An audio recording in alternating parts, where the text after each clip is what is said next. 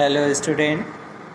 Video के इस भाग में हम लोग कक्षा 7 के चैप्टर 8 को जो नीलू इसके आगे के भाग को आज हम पढ़ेंगे। पीछे के वीडियो में हम लोग ने जाना इस चैप्टर के बारे में। आइए आगे पढ़ते हैं।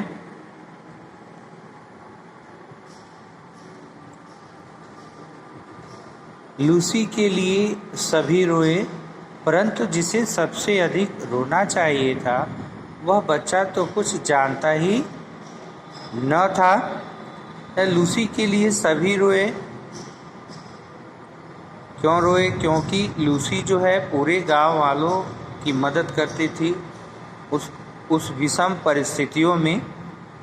जिस समय बर्फ़ जो है, सड़क जो है बर्फ़ से ढक जाती थी पूरी तरीके से, उस समय लूसी रोज़मर्रा की चीज़ें जो आवश्यक खाद्य सामग्री थी उसको वह जा कर के दुकान से ले आती थी। कभी कभी तो उसे दिन में 2 या 3 बार आना जाना पड़ता था लोगों के भुलक्कड़पन की वजह से, लेकिन जरा से भी उसके चेहरे पर कोई सिकन नहीं होती थी। परंतु जिसे सबसे अधिक रोना चाहिए था वह बच्चा तो सब कुछ जानता ही था। भाई रोए तो सभी उसके लिए, परंतु जिसको सबसे अधिक रोना चाहिए था, सबसे अधिक यानी नीलू को रोना चाहिए था, जो उसका बच्चा था, लेकिन वह कुछ जानता ही न था। एक दिन पहले ही उसकी आंखें खुली थी, यानी एक दिन पहले ही उसकी आंखें खुली थी। अतः माँ से अधिक वह दूध के अभाव में शोर मचाने लगा। यानी माँ से अधिक चिंता उसको अपने पेट की थी, भूख की थी, वह दूध के लिए शोर मचाने लगा।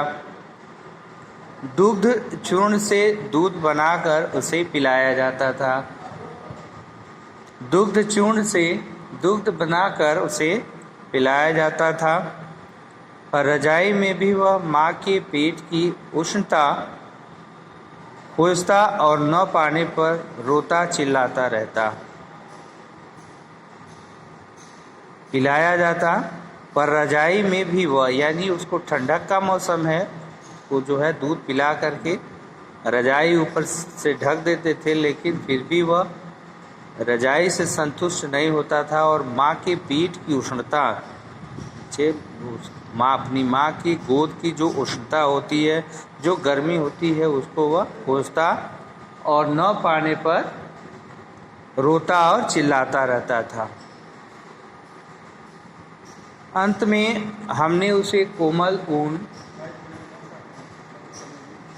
और अधबुने स्वेटर की डलिया में रख दिया, जहां वह माँ के सामीप्य सुख के भ्रम में सो गया। अंत में उसने क्या किया? उसे कोमल ऊन और अधबुनी, यानी अधूरा, अभी पूरा बुना नहीं हुआ, तो उस स्वेटर की डलिया में रख दिया, जहाँ वह माँ के सामीप्य सुख के भ्रम में सो गया। यानी उस ऊन की गर्मी को पाकर के उसे भ्रम हुआ, माँ की गर्मी का, उसके गोद की गर्मी का, और उसी के भ्रम में वह सो गया। डलिया में वह ऊन की गेंद जैसा ही लगता था, क्योंकि अभी छोटा बच्चा था, नन्हा सा, सिर्फ 4 या 5 दिन का। जब हम प्रयाग लौटे तो उसे भी साथ लाना पड़ा। जब हम प्रयाग लौटे, यानी प्रयाग कौन लौटा? ये महादेवी वर्मा जब प्रयाग लौटी तो उसे साथ में उनको लेके आना पड़ा।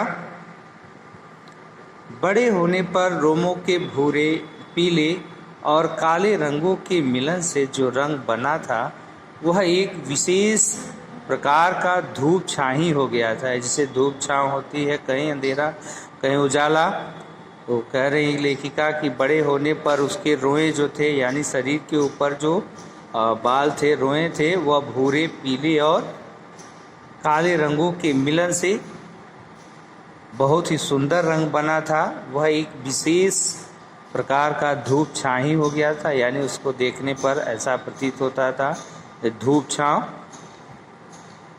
धूप पड़ने पर एक की झलक मिलती थी और छाँव में दूसरे की, और दिए के उजाले में तीसरे की।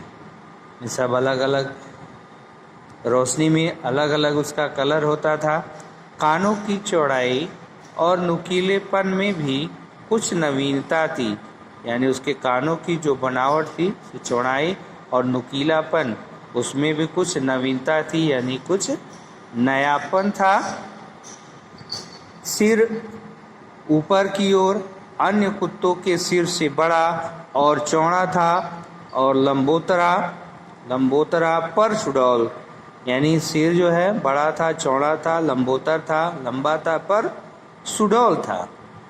क्या था? सुडौल, यानी गोल था, सुंदर था, अच्छी डील डॉल। पूंछ अल्सेशियन कुत्तों की पूंछ के समान, और उसकी जो पूंछ थी अल्सेशियन प्रजाति की पूंछ, यानी जो लूसी थी उसकी माँ वह अल्सेशियन ही थी, तो उसकी पूंछ उसी के समान। सघन रोमों से युक्त, यानी सघन उसमें रोए थे, ऊपर की ओर मुड़ी कुंडलीदार, और ऊपर की तरफ वह कुंडली के आकार में मुड़ी थी उस कुत्ते की पूंछ। पैर अल्सेशियन कुत्ते के पैरों के समान लंबे, जिस प्रकार अल्सेशियन कुत्तों के पैर जो है लंबे होते हैं, उसी प्रकार उसके पैर जो है उसी के समान लंबे, लेकिन पंजे जो थे वह भोटिये के समान मजबूत, लेकिन जो उसका पंजा था वह भोटिये कुत्ते के समान मजबूत, चौड़े और मुड़े हुए नाखूनों से युक्त थे। उन गोल और काली कोर वाली आँखों का रंग, उसका आँख कैसा था? उसकी आँख गोल और काली कोर वाली, काली किनारों वाली, कोर मतलब किनारा। आँखों का रंग शहद के रंग के समान, यानी उसके जो रंग था उसके आँखों का, गोल आँखों का, वह शहद के रंग के समान था, जो धूप में तरल सुनहला हो जाता था और छाया में जमे हुए मधु सा पारदर्शी लगता था। आकृति की विशेषता के साथ उसके बल और स्वभाव में भी विशेषता थी, यानी जैसे उसकी आकृति अलग थी वैसे ही उसके बल और स्वभाव में भी, यानी व्यवहार में भी विशेषता थी।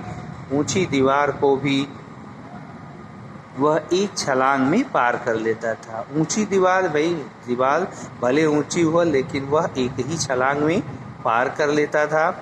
रात्रि में उसका एक बार भौंकना भी वातावरण की स्तब्धता को कंपित कर देता था। रात के समय में उसका एक बार का भौंकना अर्थात उसकी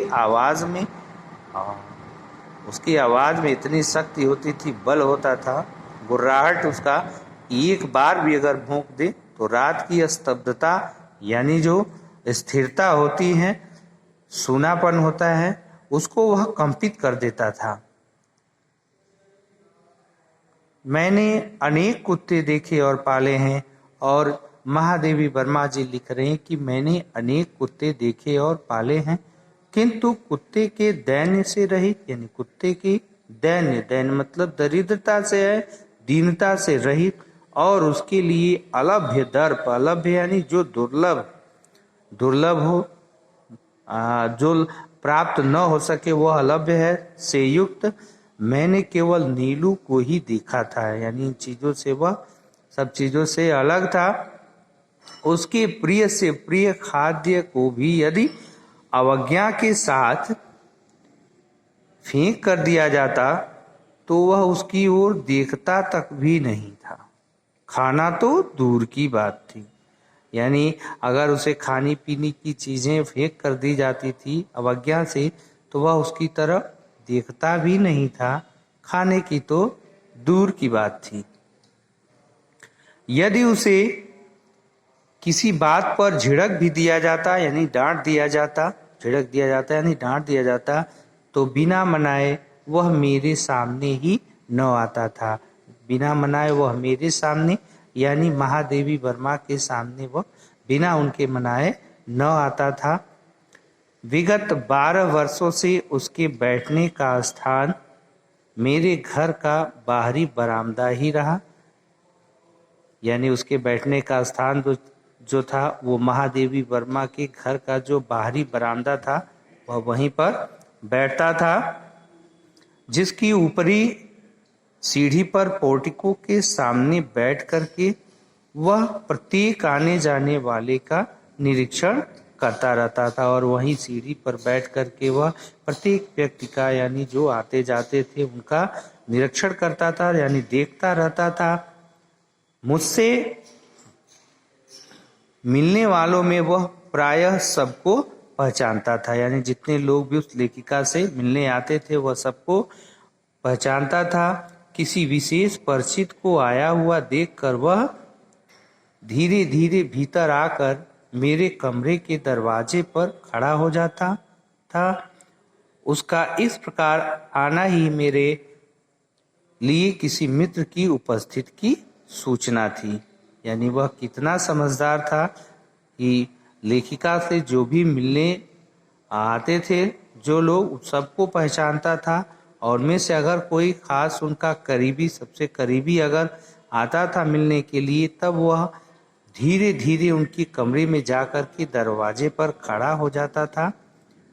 और उसका इस प्रकार का आना और इस प्रकार का उसका पहुंचना ही वह लेखिका के लिए एक प्रकार की सूचना थी कि कोई उनका खास आया हुआ है। मुझसे आ रही हूं सुनने के उपरांत वह पुनः बाहर अपने निश्चित स्थान पर जा बैठता था। यानी उपस्थित की सूचना तो देता ही था पर जब तक महादेवी वर्मा ये न कह देती थी कि मैं आ रही हूं तब तक वो वहीं खड़ा रहता था। और ये सुनने के बाद वह पुनः यानी फिर बाहर जाकर के अपने उस निश्चित स्थान पर बैठ जाता था। निश्चित स्थान उसका वही जो है उनके घर का बाहरी बरामदे जो था उसमें वह बैठता था।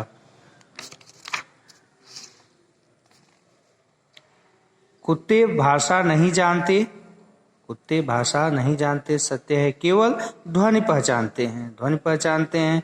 नीलू का ध्वनि ज्ञान इतना विस्तृत और गहरा था कि उससे कुछ कहना भाषा जानने वाले मनुष्य से बात करने के समान हो जाता था। यानी वह इतना समझदार था वो कुत्ता कि जैसे हम मनुष्यों से अपनी भाषा के माध्यम से अपने विचारों को कहते और सुनते हैं ठीक उसी प्रकार वह कुत्ता तो भाषा नहीं जानता लेकिन ध्वनि को अच्छी तरीके से वह पहचानता था और इतनी अच्छी तरीके से पहचानता था कि जैसे भाषा के द्वारा हम किसी से अपनी बात को हम कह देते हैं तो वैसे ही वह ध्वनि से पहचान लेता था, बातों को समझ लेता था।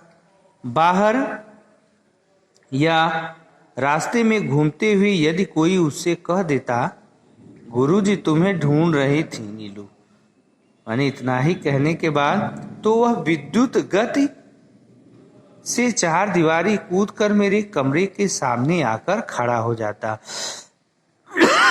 यानी कोई भी अगर उस कुत्ते से कह दे कि गुरुजी तुम्हें ढूंढ रही थी तो वह विद्युत गति से दौड़ करके उनके सामने जाकर खड़ा हो जाता।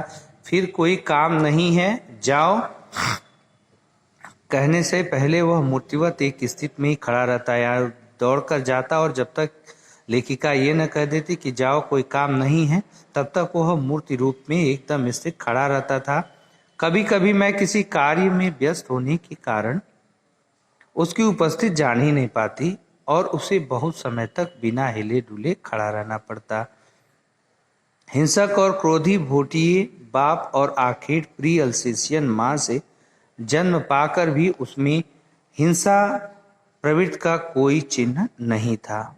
यानी हिंसा की ऐसी कोई प्रवृत्ति नहीं थी क्योंकि वह भाई भोटिये कुत्ते बहुत क्रोधी होते हैं और हिंसक होते हैं और अल्सेशियन जो है कि बड़ी तेज होती हैं अपने शिकार के प्रति। ये सब होते हुए भी इसके अंदर कोई हिंसा की भावना नहीं थी। 13 वर्ष के जीवन में भी उसे किसी पशु पक्षी पर झपटते या मारते नहीं देखा था। उसका यह स्वभाव मेरे लिए ही नहीं सब देखने वालों के लिए आश्चर्य की घटना थी। मेरे बंगले के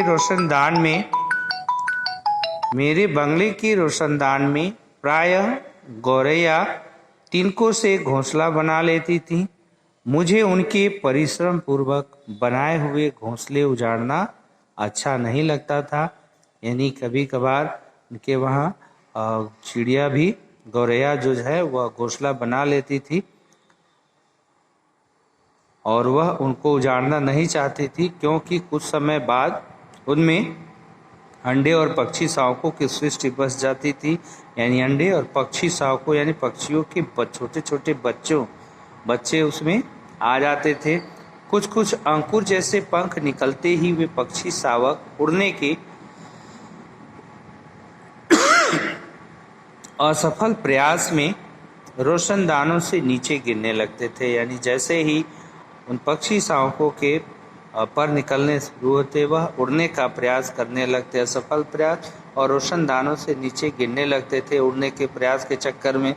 इन दिनों नीलू उनके सतर्क पहरेदार का कर्तव्य संभाल लेता था, और वह नीलू जो है इतना समझदार था कि वह उनकी पहरेदारी करता रहता था। उसके भय से कोई भी कुत्ता बिल्ली उन नादान उड़ने गिरने वालों को हानि पहुंचाने का साहस नहीं कर पाता था। यानी वो उनकी पहरेदारी करता रहता था। जब वो उड़ने का प्रयास करते थे तो उस क्रम में नीचे गिरते थे बार बार, और उस समय कोई अन्य जानवर हमला न कर दे, और उसकी पहरेदारी नीलू करता रहता था। कभी कभी बहुत छोटे पक्षी शावकों को पुनः घोंसले में रखवाने के लिए वह उन्हें हौले से मुख में दबाकर मेरे पास ले आता था। यानी किसके पास ले जाता था? महादेवी वर्मा के पास, जो लेखिका हैं। जब तक रोशनदान में सीढ़ी लगवाकर मैं उस बच्चे को घोंसले में पहुंचाने की व्यवस्था न कर लेती, तब तक वह या तो बड़ी कोमलता से उन्हें मुंह में दबाए खड़ा रहता, या मेरे हाथ में देकर प्रतीक्षा की मुद्रा में देखता रहता। यानी कभी कभार वह ऐसा भी करता था कि बच्चों को अपने मुख में दबा करके ले जाता था लेखिका के पास, ताकि लेखिका उसे घोंसले में पुनः रख दे, और वह तब तक वहाँ जमा रहता था जब तक कि लेखिका जो है उसे रोशनदान में फिर से रख नहीं देती। सवेरे नियमानुसार जब मैं मोर, खरगोश आदि को दाना देने निकलती, कौन निकलता है? महादेवी वर्मा जो है प्रतिदिन, और अन्य पशु पक्षी भी, जानवर उनके पास है, तो उनको दाना देने निकलती। तब वो चाहे जाड़ा हो चाहे बरसात, उन्हें दरवाजे पर ही वह मिलता और उनके साथ ही घूमता। पक्षियों के कक्ष में 2 फुट ऊंची दीवार पर जाली लगी हुई थी। नीलू दीवार पर दोनों पंजे रखकर खड़ा हो जाता और अपनी गोल गोल आंखें घुमाकर प्रत्येक कक्ष और उसमें रहने वालों का निरीक्षण करता रहता। यानी वह पहरेदारी का काम करता रहता था अन्य पशु पक्षियों की, उनके बाड़े को, उनकी चारदीवारी को चारों तरफ घूमता रहता था, पहरेदारी करता रहता था। तो आज के वीडियो में स्टूडेंट इतना ही। आगे के भाग को लेकर के हम आगे के वीडियो में उपस्थित होंगे। तब तक के लिए student take care, bye bye.